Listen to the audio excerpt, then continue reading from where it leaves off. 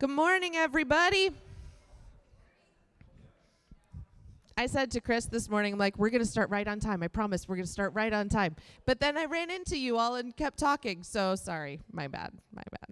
It is good to be together with you all. It's so good to see you all in this room. If you're joining us online, we are so glad you're here as well. Just very quick announcements for the day. Really, all I have to say is create. Yay!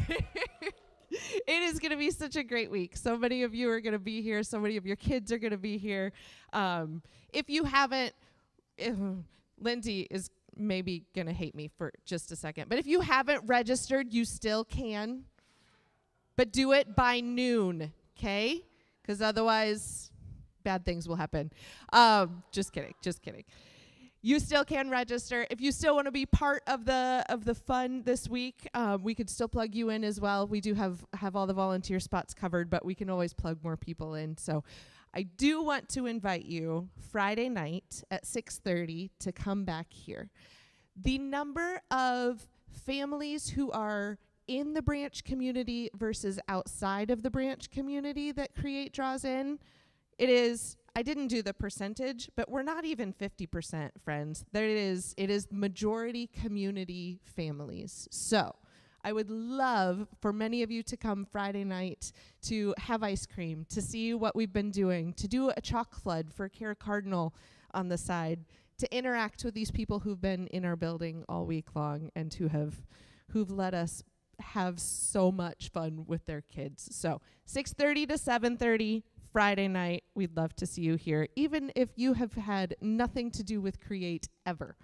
It is community fun, so we'd love to have you here. Mark that on your calendars. We'll send out reminders and pay attention to social media. We'll keep all that stuff.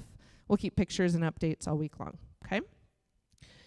Also, because of Create, there will be no fireside chat this week. Just come here and see what's fun on Tuesday night instead of going to a backyard. All right. Sorry, one more quick thing about Create. If you can stick around here for 10 minutes after worship and move some tables around, that would be a great help. If we could get the tables set up today after worship, we would be more than grateful. So, they're lightweight tables, so anybody could do it. It is the gift that keeps on giving. I love it. All right. I'm going to invite you all to stand, if you would like, and join me in these words of a call to worship that will be up on your screen here. Come, all you who are weary from trying to prove yourselves, all who carry the weight of being right, and all who feel the burden of needing to be in control. We come, sometimes stubborn, often sure we know best, but still longing for the grace of God. God meets us, not with shame, but with mercy. Not with condemnation, but with invitation. We come to be softened, to be opened, to be made new in the presence of a love that is greater than our pride. Let us worship the God who welcomes us as we are and calls us to become more than we've been. That God who welcomes us as we are is an important line and an important thought, right? Because we all come from different places and from different moments in our life.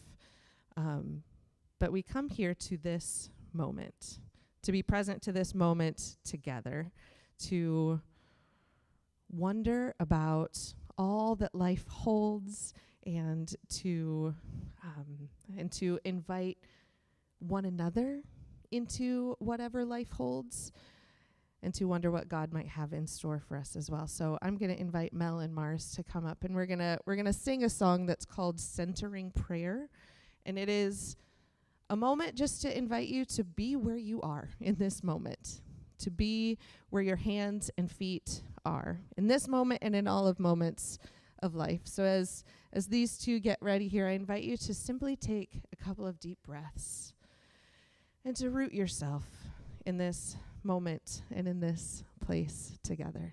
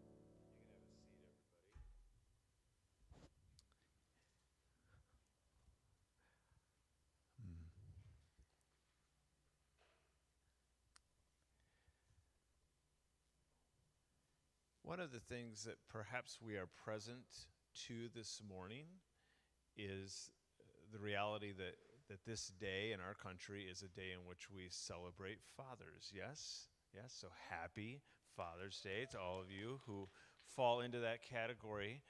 I wanted actually to take a moment to just kind of reflect on, to reflect with gratitude on the ways in which people have been fathers to us.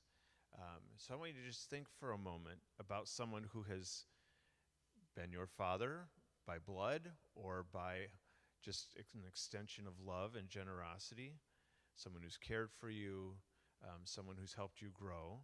And I wonder if we could just say their name, if you'd be willing to say that person's name, and then maybe something about them that has been a gift to you. So, who has been a person, a father figure to you, and what's something about them that you are grateful for?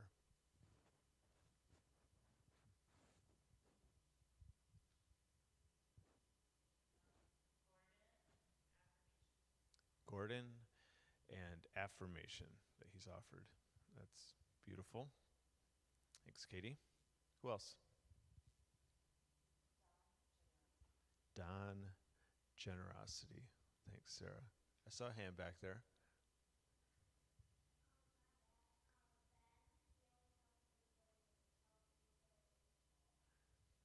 Your dad, Ben, who happens to be in the room, and he helps you play baseball. That's awesome.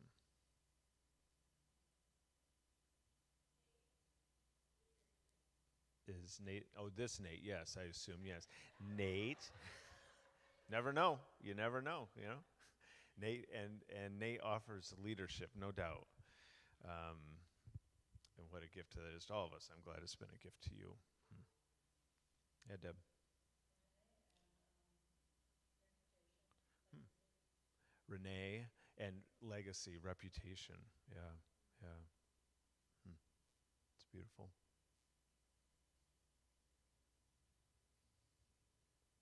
Hmm. Yeah. Hmm. Barry has offered humor. Hmm. That's great.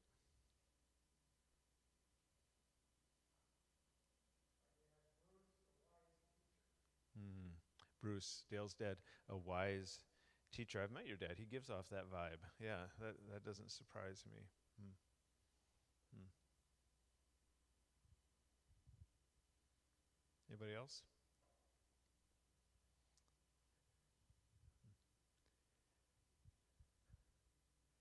Yeah, I think this is obviously a day when we think about the people who have been fathers to us, and would absolutely invite you to, and hope you will, express your gratitude to whoever those people may be for you.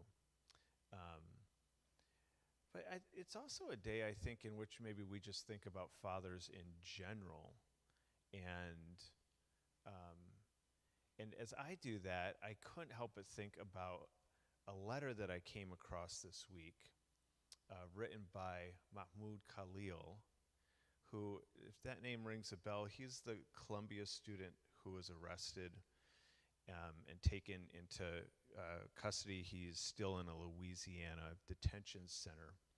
Um, and he was taken without any due process, although he has since been charged.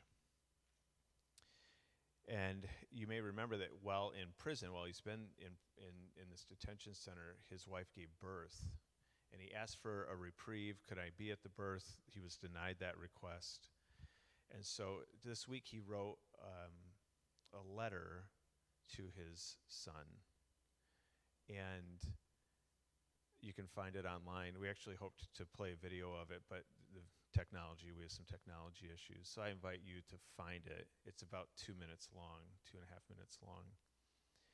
And it was this reminder to me of how, of the universality of humanity, of what we all share together, even when we come from different backgrounds or we even hold different views. I mean, I don't know if you agree with Mahmoud Khalil or not, or if you think his cause is just or not, but when you listen to him write this letter, this outpouring of love to a son he has not yet held, I don't know that you can't not feel something, because he is a human, a father longing to love his son. And I think we all get that on different levels and in different ways. That means something to us. And so this day, in that way, for me, has been this reminder that we're all connected to something bigger. And my dad, who died 31 years ago, I still feel his imprint on my life all these years later. This is the mark that we leave on each other, and maybe fathers and mothers in special ways do this, of course. That's not just true of my dad for me. It's true of all dads of their children. It's true of Mahmoud Khalil and his son, and all Israeli fathers and their sons, and on and on. And can we remember that and find the shared humanity in that, and allow it to move us, to compel us to move towards a world that is more just. So I offer that to you as well this morning, and invite you to look up that letter that he wrote. Okay. I forget what I'm supposed to do next. I think Branch Kids maybe is happening. Yeah. All right, we have a few kiddos sprinkled in the room. Who's the it's my wife. My wife is the glorious teacher this morning. We don't check in on these things. We have other things more important to check in with each other on. So if you want to go down with Bethany, and here's the blessing that we're going to send you with our dear young people. Ready, everyone? May your time together be filled with wonder, joy, and friendship. You are loved. Beautiful. As they head downstairs, I'm going to invite you to stand back up. Stretch a little bit. Find someone this morning. Maybe wish someone Happy Father's Day. Let's take a few minutes to greet each other.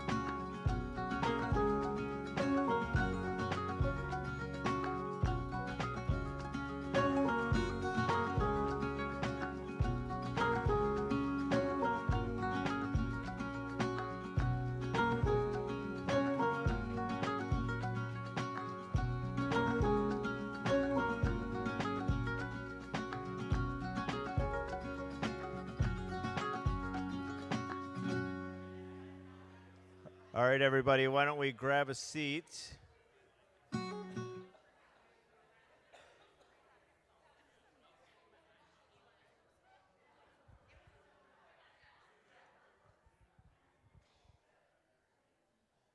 We have this profound gift of people here at the branch willing to share their heart and their mind and to their reflections on the scriptures. And Elliot is doing that today by taking us into Amos 4. And as he said, I've never preached out of the prophets before. This is a different experience. And I said, I feel you. I feel you. Most pastors actually avoid the prophets for reasons that we'll see again probably today. So thanks for taking it on, man. I'm excited to have you, do this. Thanks. Well, there's a last time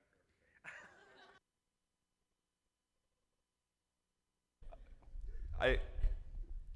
I ran to the bathroom during greeting time, and I was a little worried about like the timing of it. And I remembered this.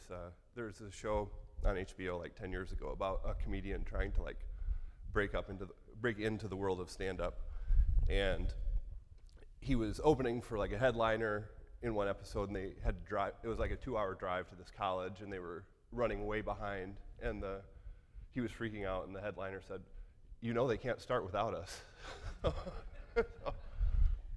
Yeah.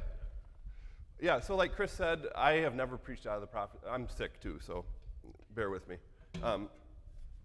And it is weird. When I read through, and I also did, like, Chris sent out an email to some people, like, hey, would you be able to speak in this series this summer? And he listed out the different chapters and kind of like a headline theme, right? And it's, and that's what he typically does. And sometimes like something catches me, and this time it was like, well, it's summer, and I know we're gonna be there on June 15th, so I'll take that one. So I also didn't like have any real draw to this chapter before I picked it. Or did I read it? I did not. Before I said I would do this week. So I barely had any idea what it meant the first time I read it, much less what I could like come up with to impart something.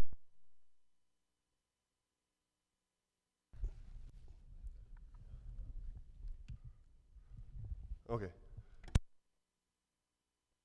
So then I started thinking more generally, what is the purpose of the prophets? Why are they in the Bible in the first place? Why did people keep these texts around for so long? And looking at different resources and thinking about that, the conclusion and answer to that question is that the prophets are there to point out ways that Israel is failing to live up to its calling, not to give the people of Israel a pep talk, right? The prophets are holding up a mirror and saying, these are the ways in which you are not living into your calling. And we heard last week about the privilege and the responsibility of being called the people of God. So when I looked at the text through that lens, it really started to come alive to me in a different way of, oh, I can see it's kind of saying this here and that there. So that was exciting, but also a little scary, because you don't want to get up in front of a bunch of people you love and care about and say, and this is what you are doing wrong. And we've been at the branch for 16 years, which is the majority of, well, Sera's older than me, so it might not be the majority of her adult life, but it's the majority of my adult life. And I didn't do the math. And we love it because it feels like a really rare place where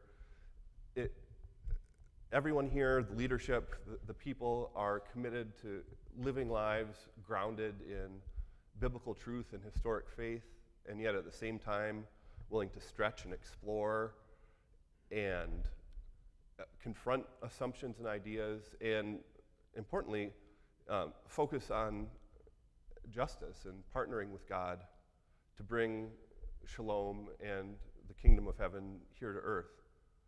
So I was left with this tension of, not wanting to make people angry, but also like not passing up the opportunity to let Amos hold up that mirror. So all that is to say, a very long intro, this wasn't necessarily easy for me to come up with. I feel this is the most nervous I've ever been talking to you guys.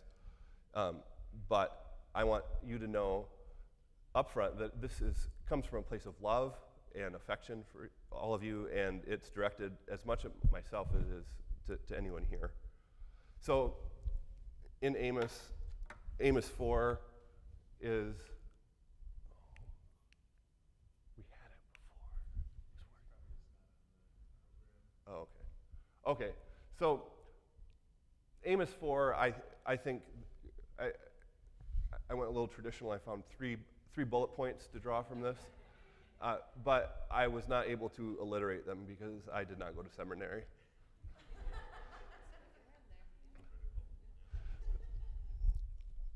But I'm calling it 3 warnings for Christians who get it, which in this context is a shorthand I made up for people like the branch, like us. We're predominantly white, predominantly straight and cisgendered, but we're LGBT affirming, we're concerned about racial justice, we're concerned about economic justice, generally kind of left of center. We get it, right? So what does Amos have to say to Christians who get it? And I think the first warning is a warning against blissful ignorance. So let's look at these first few verses together. Hear this word, you cows of Bashan on Mount Samaria, which is one heck of an opener to call your audience cows. Ooh. Yeah, well. You women who oppress the poor and crush the needy, and say to your husbands, bring us some drinks. That hit close to home. The sovereign Lord has sworn by his holiness, the time will surely come when you'll be taken away with hooks, the last of you with fish hooks. I wish we had more time. There's so much in here once you start digging in. Like that is a really profound metaphor, but we don't have time to talk about it. You'll each go straight out through the breaches in the wall, and you'll be cast out towards Harmon, declares the Lord. All right, so yeah, that fat cows, that is like, it's an attention grabber. It got my attention. But I was like, why would he start that way? And fortunately, there are resources beyond just the text for people reading it 3,000 years later. And so I found out that Bashan is you can figure out for yourself that it's a place. But it's a specific place, and it's a very fertile place with really verdant, a lot of grass. And so the cows there, the cows of Bashan, were known for being fattened up. They had plenty to eat. They didn't have to worry about where their next meal was coming from. And so they did what cows do. They did eat that grass. And maybe they were delicious A5 Wagyu steaks when that whole process was finished. But all right, so I'm thinking, all right, fat cows on a hill that can eat all the grass they want. What is Amos telling us? And why did he choose this image? And what occurred to me was that cows don't make any moral judgments about what they're doing. They just do what cows do. So what else is a cow in a lush field full of grass going to do but to fatten itself up? Eat all the grass it wants, all the grass it can get. So what does that say to us? And I think what that says to us is Amos is directing his message. He's saying to your audience, I have something to tell you even though you are just doing kind of what you're made to do, what fits your way of being.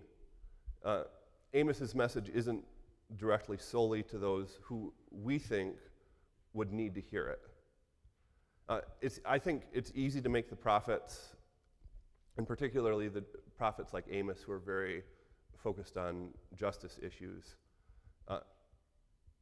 about sending a message to those other types of Christians, the ones who are more worried whether you saw an R-rated movie last night than whether someone in your community is going hungry.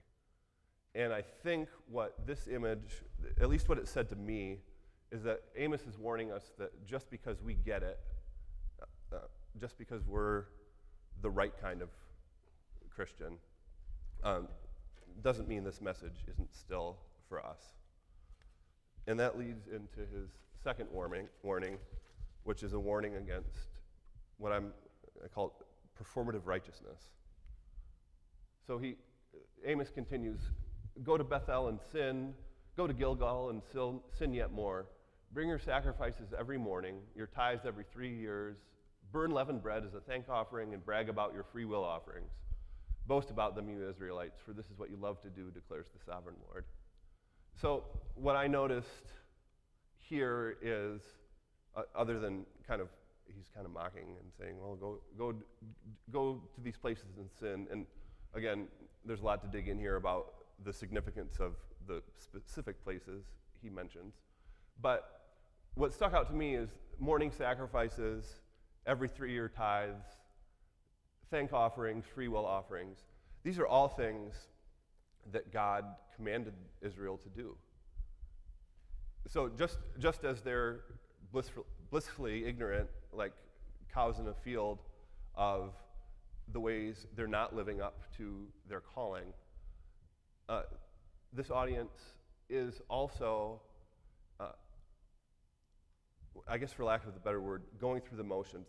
They're already doing the right things, but in a way that is more performative than it is shalom bringing, I guess.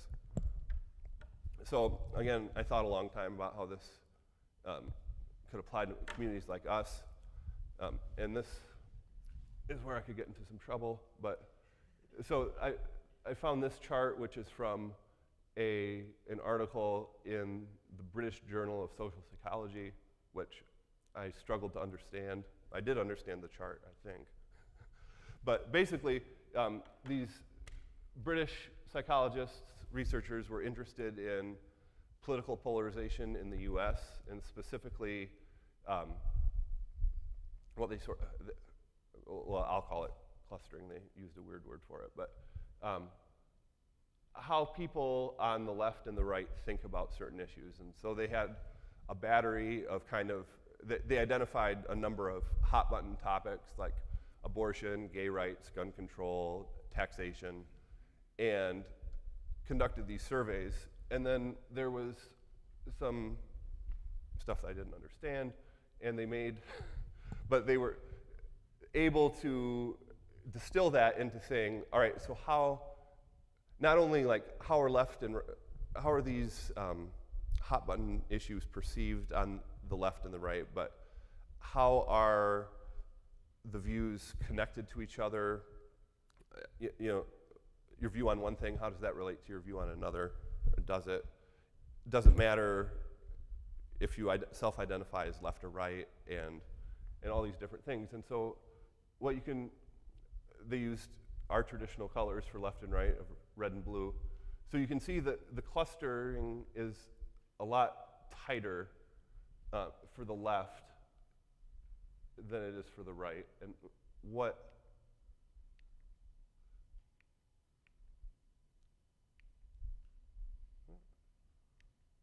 we're missing. Oh, there was a quote from the article. Oh, it sure is. I thought that was the caption for the picture. Okay, sorry. According to present findings, Democrats, more than Republicans, tightly center, and you can see one reason it was tough to understand the article is that they spelled things differently. Their belief system around a set of positions at the extremes of these particular items, implying that people who deviate from these positions are likely to be considered as outgroup members. So we'll leave that up for a second. So takeaways, they're finding that views on a whole host of hot button issues are more clustered together if you're on the left. They're clustered at the extreme end of the political spectrum, and there's a social cost if you're on the left side of the spectrum to not espousing something close to that cluster. So what are the risks of that? Well, first let me tie it back to Amos.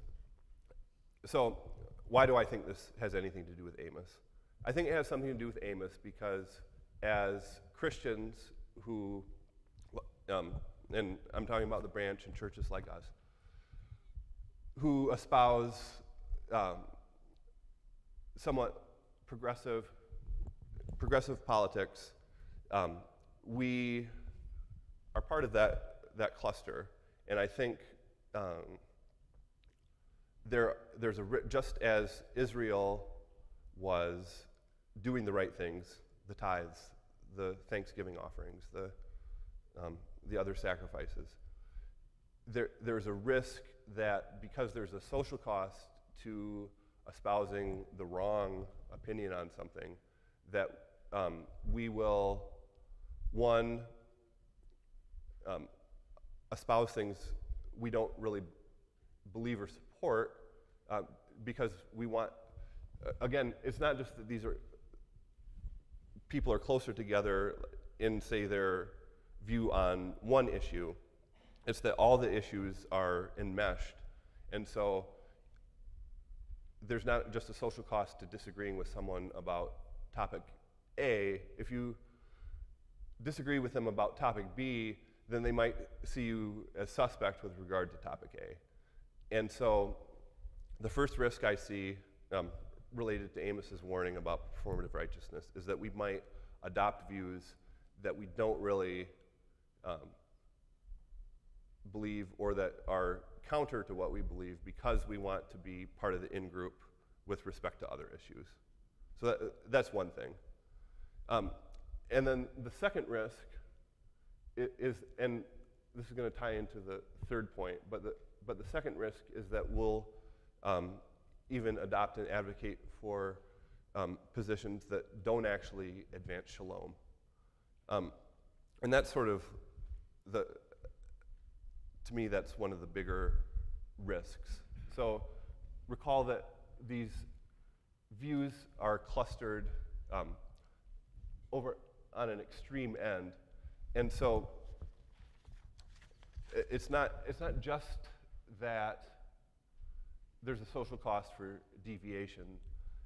There's a social cost for not espousing the biggest or the most extreme version of whatever it is. And so the point is, if we uncritically advocate for positions just because they sound like it's the right thing, or because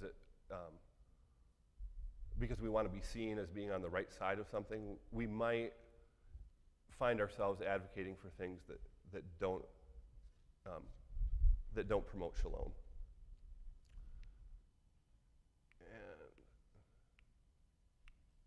Okay, so this, I guess we doubled up here. This should be a warning against stubborn obtuseness. Sorry. So Amos continues, I gave you empty stomachs in every city and lack of bread in every town, yet you've not returned to me. I also withheld rain from you, and when the harvest was still 3 months away, sent rain to one town, but withheld it from another. One field had rain, and another had none and dried up.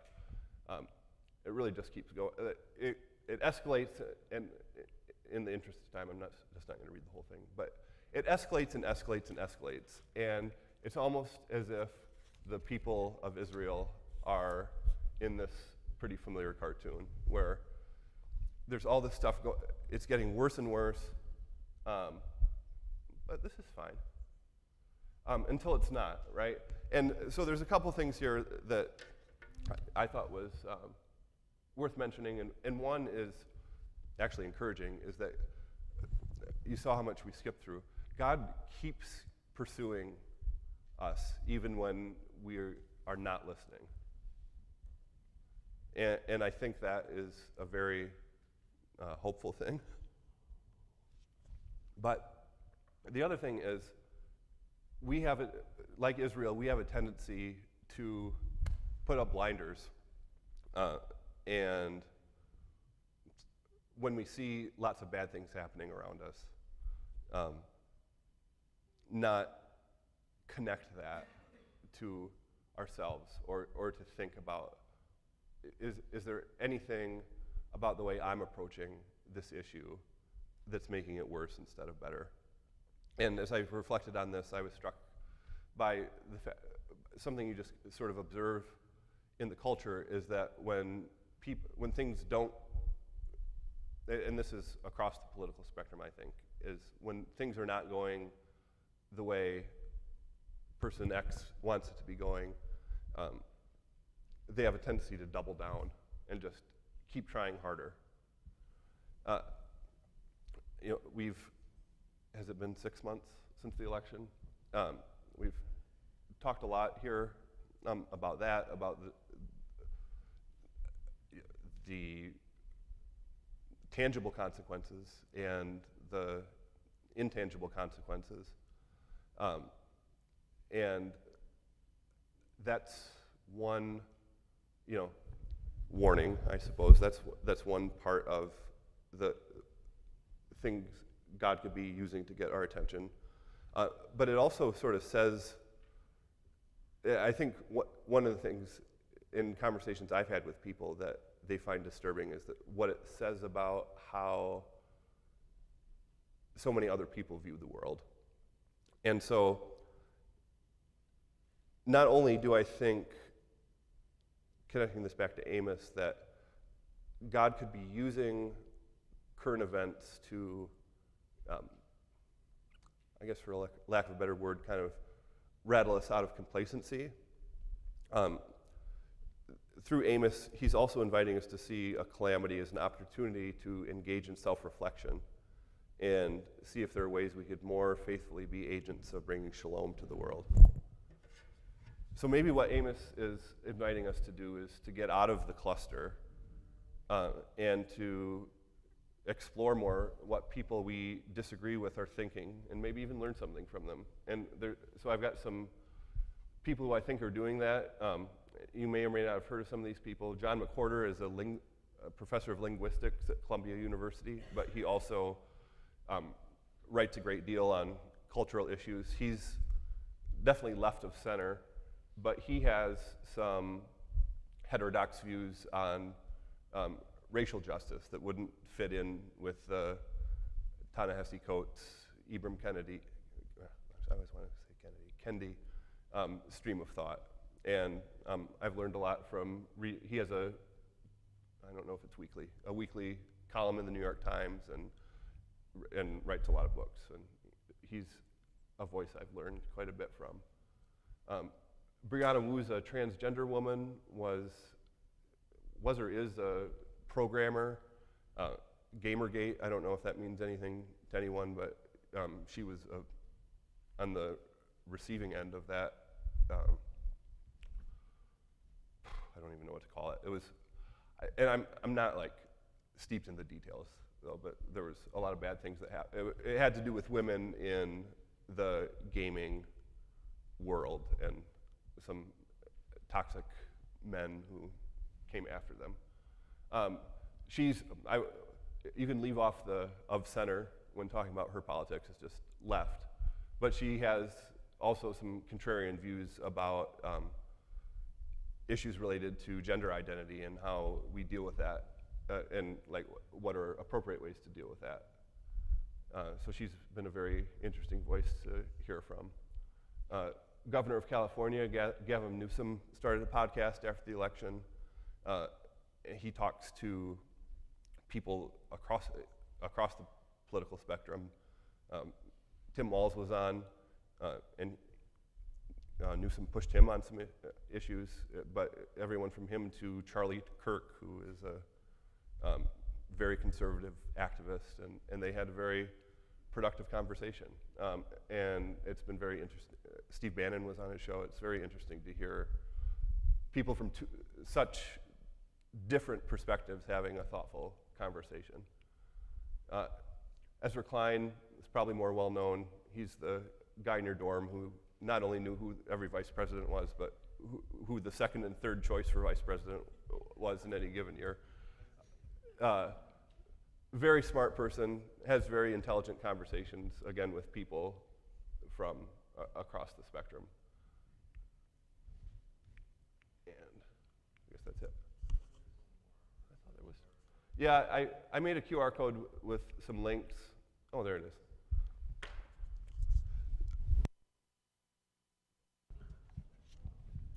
Fly. So I have 3 takeaways for you. Takeaway 1, be open to the possibility that even though we get it, we might be wrong about things we don't even know about. N.T. Wright, who's a British theologian, has a quote that I'll paraphrase because I read it a really long time ago, but he said something like, I'm reasonably confident I'm right about 70% of the things I believe. And if I knew what the other 30% was, where I would change those beliefs. And his point was, we don't know what we don't know. We don't know what we're wrong about, and we need to have some intellectual humility about that. Number 2 is be open to the possibility that not every solution that seems justice-focused actually brings shalom. And number 3 is to be open to the possibility that you could learn from and even be changed by people who think very differently from you. So I ran over, I'm sorry. Thank you, everyone. And you want me to just transition, or you got it? Okay.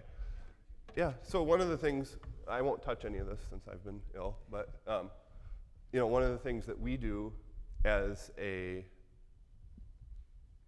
reminder and outward act of shalom is share this meal, which Jesus instituted right before his death. And N.T. Wright writing about the Eucharist, the communion table, talked about how it reminds us of this liminal space we're in between Christ's death and resurrection, where the kingdom of God broke through in a new and different way, and yet that work is not completed yet.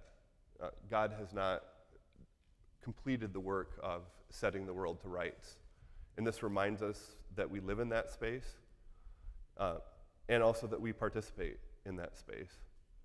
And so as long as I've been coming to the branch, we've been doing this almost every week. And as long as I've been coming to the branch, we have always thrown this table wide open to anyone that it resonates with. So, Nolan, you're here. Where's Nolan? Oh, okay. Nolan, we need you.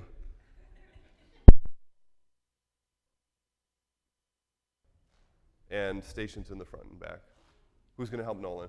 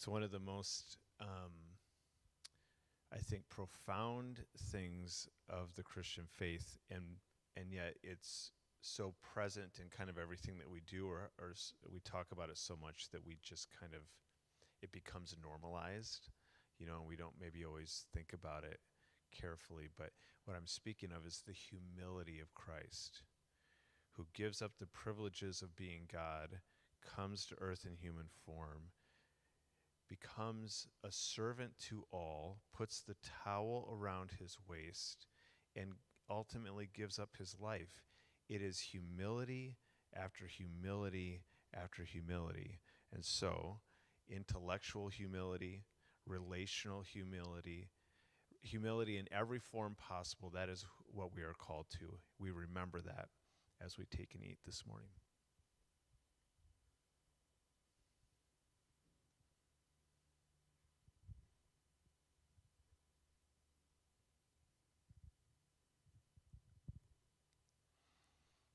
And yes, let's be clear, humility has a cost. But when we are willing to lay down our lives, something new is able to spring from the ground. And so we remember that truth too, that hopeful truth, as we take and drink this morning.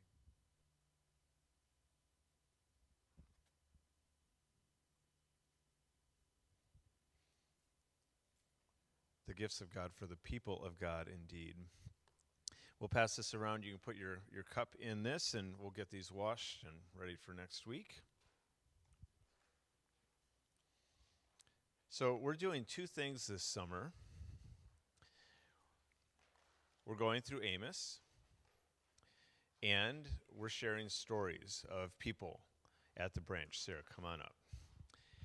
This is like a Grushka morning.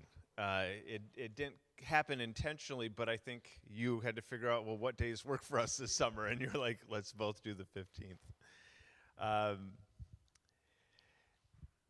Boy, I love what we're doing here today. I love Noel sharing last week. We'll continue to do this most weeks of this summer. We do have group Sundays coming up, and we should probably talk about that here before sooner rather than later. But we're going to get to hear stories from people at the branch, and it's obviously not your whole story that you're sharing today. That would be an impossibility. So we're asking people to kind of pick something from their life.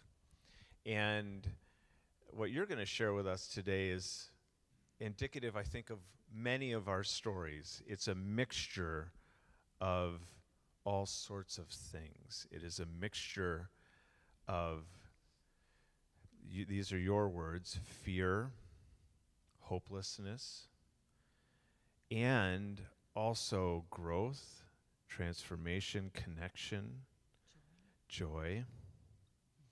And that all centers around the story of your infertility journey. Yeah. And so that's what Sarah's going to share a little bit about today. And we should begin by you just kind of giving us a little bit of context about this part of your life. Yeah, so Elliot and I decided to get as many degrees as we could possibly get. So we went into college into our 30s.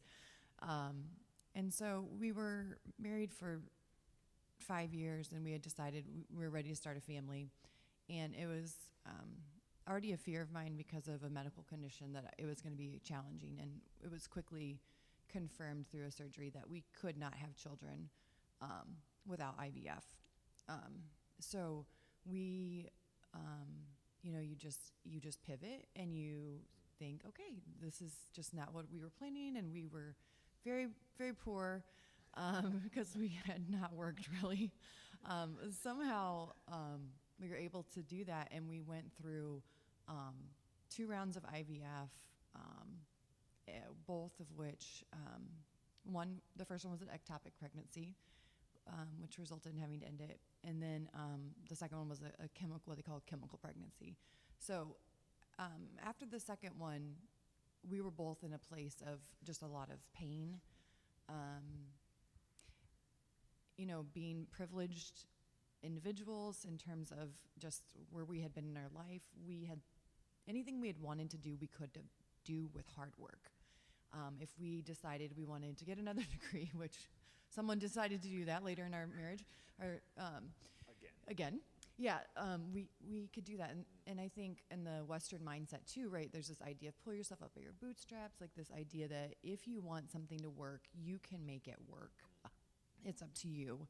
And we were in this place a year into our journey where we were pretty broken because there was nothing that we could do. And it was so hard to come to church. There are so many people who are so gracious to us at church, but church is very family centered. And when you've gone through a loss in a family, whether that be with childlessness or divorce or whatever that is, church can be a very triggering place. And it became so for me. It was just really hard to come. And I remember, and I always have to remember Laura's doing this for me, but like one Christmas, we were talking about Mary having Jesus. I was just like, I can't handle it. I don't want to hear about another child. And Laura was just so sweet and hugged me and comforted me during that time. So, it was just really painful. And that summer, after trying for a year, I felt, and I had always been open to adoption, but I felt the Lord pushing me that way. But Elliot had not been as open to it. Because it is a big decision, and you have to be. I think it's a calling. And so I don't know, like I was gone for Labor Day weekend, and then I came back, and he had been here to church, and something. It was a sermon. It was a sermon. It was a sermon. Yep. It was a sermon, and I'm pretty sure it was Chris. I'm sure. Yeah. That Elliot said, like, I just feel like God is like saying to me, this is what we're gonna do. So we began that process, and that led to meeting multiple birth mothers, and we had finally had a match. Thank you very much, Deb. Yes, I thanks, appreciate Deb. that. I had brought one, and I forgot to bring it. And it was actually, she was about to give birth. She was a high schooler, and this was not through an organization. And the night of Father's Day, she was giving birth. And we got a call. We were in Fort Wayne that she was giving birth, and we came home, got home at 2 a.m, and we got a call from her mom at about 3 that she changed her mind. Sorry. I think that was probably one of the most painful moments of my life. And little did I know that my son was born the next day in a hospital, the same hospital. And so we went through multiple weeks we had started the adoption process through Bethany, and we went through just multiple weeks of grieving. And then Desmond's birth mom wanted to meet us, and that went very, very quickly, and we brought Desmond home. And then fast forward 2 years later, we had our last round of IVF, and that child, Ronan, out of 3 embryos, made it. And if you know Ronan, we are pretty sure he ate the other 2. So it was a very it was years worth of journey.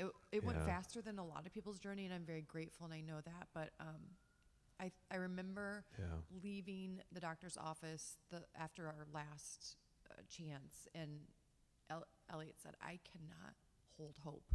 He said, I will not hope for this last round.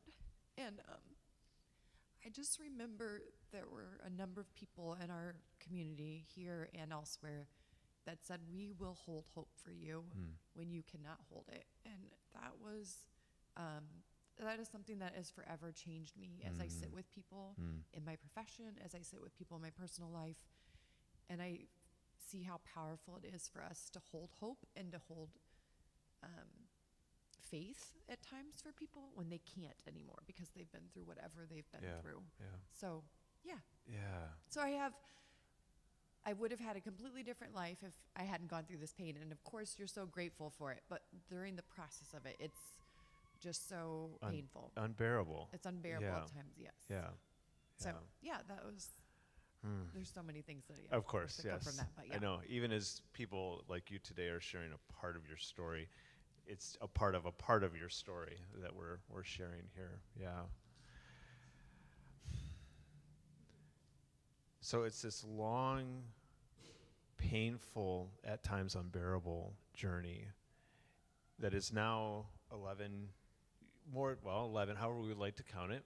Desmond turns 11 tomorrow. And the gift of time, perhaps one of its gifts, is that it does give us space, and that space provides us a clarity that we cannot have. We see things with a little bit of time that we cannot see when we're in the moment. Right. There's too much happening, and it's just too much. I'm wondering, as you look back, and of course you've been looking back, I'm sure, regularly, but as you sit here today, what strikes you about that period in your life? Yeah. I think it's, we're in our Amos study, we're talking about the Israelites right now and how, they're constantly like grumbling or had this lack of faith. And we kind of it's easy to say like, oh my goodness, are you kidding me? Like just walk through like the parted Red Sea, like what more does he have to do? And it's like, how easy is it though? I mean, all of us, I think, can look back and see the hand of God moving, and yet in a moment of pain and unknown, I think that's the hardest thing, right? When we're in the space of unknown, like when will the pain end? When will a prayer be answered? When will something be different? And I know even as we talk about in the last year, like we've talked about just feeling a lot of pain in our world right now. It's like, when does this end? When do we have some resolution? And walking through that is just so painful. And even though we have these constant reminders in our past and we see God work, we see how people have worked in our lives, it's still hard to hold on to that at times. And so I guess like for me, it's this idea of like just constant grace for those around us and to hold that for them. And also this idea that if we can look back, someone was saying this week, this idea of that faith is actually just like looking back at what God has done. I think, Mark, you were saying that. Like how beautiful is that we can just continually look back and say like, I know that God is present, and I know that he may not be showing up in the way that I thought he was going to show up. And yet I believe that he is in control. I believe that his will be done, and whatever that looks like. And sometimes it's so unexpected for us. But yeah, I think for me, that's even in my worst days, it's like, I have been through this. I know people walk through this, and I know that there is an end. So yeah, and how do we do that for each other? And how do we hold vulnerability as a precious gift to each other? And I have found this community to be a place where I can hold my vulnerability open to others and have that be a safe space. So I also want to encourage people, and they're going through these spaces, to be open, even though it's hard, because I think there's so much strength and just love in that, even in pain, even in our heartache. It's like maybe the primary task of our life is to stay open. Yeah, I think so. In a lot of ways, I think I've come to thinking that a lot lately, at least. If we can, even if it's a crack, then there is space for something different to come in, or for something healing to come in. But that can feel almost, if not impossible, when you're in it, right? Yeah, I think you saying that, just the one other thing that comes up for me is this idea of like being allowed to grieve. Even, I think as a therapist, like one of the things that I've heard a lot of people say is like, it's really hard for you to feel like you can feel bad about your own pain when you're like listening to pain that's like sometimes in many cases worse than your own pain. And someone had said to me one time, when you go home and you're hanging up a picture and you hit your thumb with a hammer, you still feel the pain. And that was really helpful to me in the thought of like, it's so easy for us, I think, to compare like, well, what I've been through or what I'm doing, this is not so bad compared to what others have been through or what. And it's like, I think there's still a lot of health and growth in sitting in our own pain and honoring it, so that it frees us to be available to others in their pain. And so that's another thing that's important for me, is like, it's okay for me to grieve this part or other parts of my story. It doesn't mean I'm not aware of other people's pain, or doesn't mean I'm not aware of my privilege or that I'm not aware of the blessings in my life, it's okay, and I need to sit in that and feel it in order to move forward and be present for others. So, yeah, just as other people hear sometimes your story, they're like, "Oh, I didn't have to go through that, so it's not that bad." And it's like, yeah, but it's still painful for Yeah. you, whatever that is that Yeah. you're going through.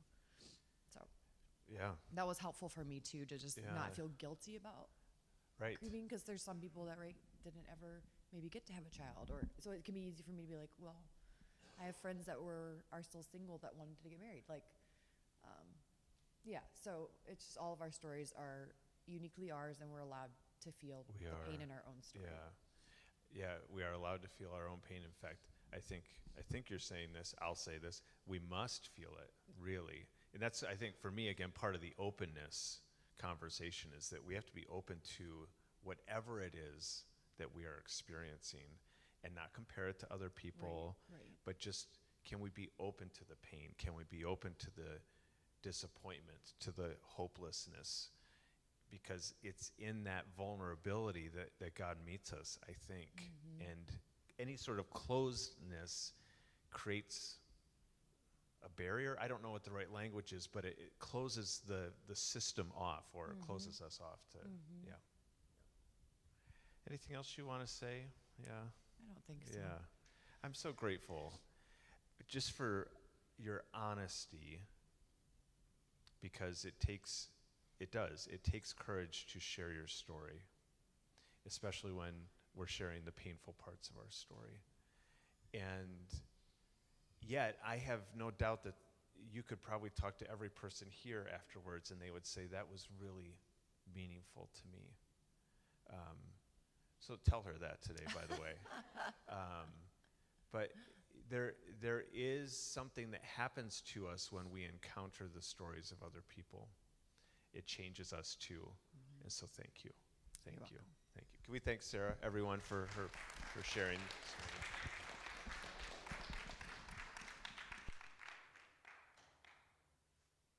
We are going to sing one more song. And so I invite you to stand as Teresa leads us in this final song this morning. This is a song that reminds us of what we can hold together. As Elliot said, in these chapters in Amos that are hard and challenging, one of the good things is it's a reminder that God keeps pursuing, and God is always there. And one of the ways that we know that God is always there is by holding hope and faith, like Sera was talking about. When we don't feel it on our own, we can hold it together. So let's sing this reminder that Christ is with us wherever we go and whatever comes in our own life.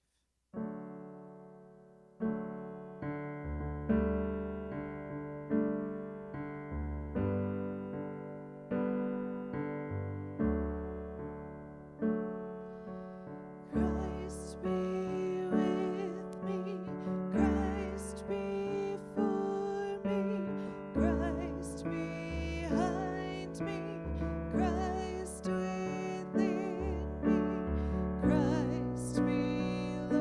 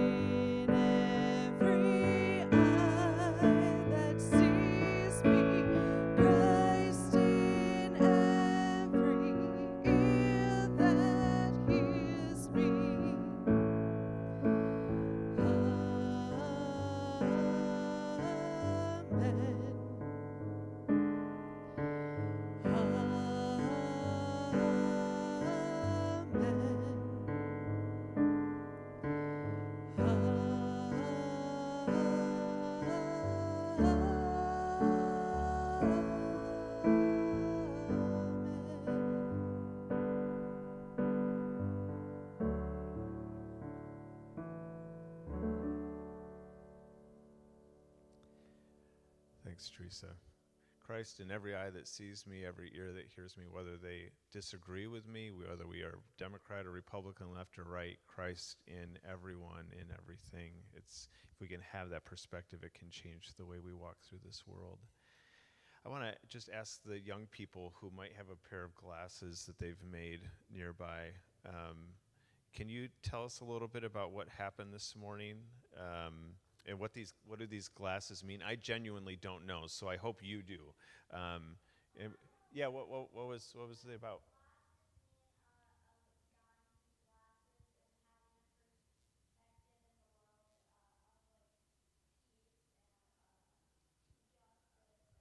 Interesting. Yeah, nailed it. It sounds like. I mean, and if that wasn't what was taught, well, hats off to you anyway. So the glasses are these lenses through which you see the world. Boy, we all are wearing glasses metaphorically, right? We all see the world through a certain lens, and you know, the humility of Christ is a fantastic lens through which to see the world. Yeah. Thanks for sharing that. Well done. We're going to end today with a blessing, but we're all going to say it together. And we're going to say it to some specific people. So I want to invite the DeWards to come up, if they'd be willing. I didn't tell them I was going to have them come up, but they're brave. I'm not worried about it. Nate leaves on Wednesday for his temporary 9-month pastoral stay in the Caribbean. And that may sound like the most dream adventure you could ever imagine. And it will be in many ways. But, and then Andrew's coming in August, is that right? And Andrew's, gosh. Yes, later on. Do Keep people going. not know? Okay. No, it's coming. Okay, but okay. Earlier we were discussing, there's a few things still in the works. Sure. So I won't say any more. So you're going down there, and you may have things to do, and you may not. It's fine. Yeah. Anyway, and then you're going to go down for a couple times, you and Micah, and visit, and then we trust you'll be back here next year in the spring. Just in time for steward nominations. Ha ha! Take that, Nate. Thought you'd get out of it. Nate has a Substack that he shared with us, so he's going to be writing while he's down there. Maybe there might even be creative ways for us to have him and Andrew just kind of chime in once or twice while they're gone. But you obviously can stay in touch with them on your own. But maybe we'll try to do that in some creative ways collectively too. So listen, there's like 4 screens up here, and each screen begins with the words, "We send you," and that means you, the words, "We send you," and we send each other with, and then there's something that we're sending each other with. So as you prepare to leave and have this adventure, we want to send you with these words. Ready? All right. We send you and we send each other with gratitude, a gratitude for the ways God has woven our lives together. We send you and we send each other with hope, a hope that persists even in the face of life's difficulties. We send you and we send each other with courage, a courage to step into the unknown, to trust God's presence in each new chapter. And we send you, we send each other with love, a love that stretches across distance and time and holds us until we're together again. Amen. Come and give them a hug, everybody. Have a great Sunday. Go in peace.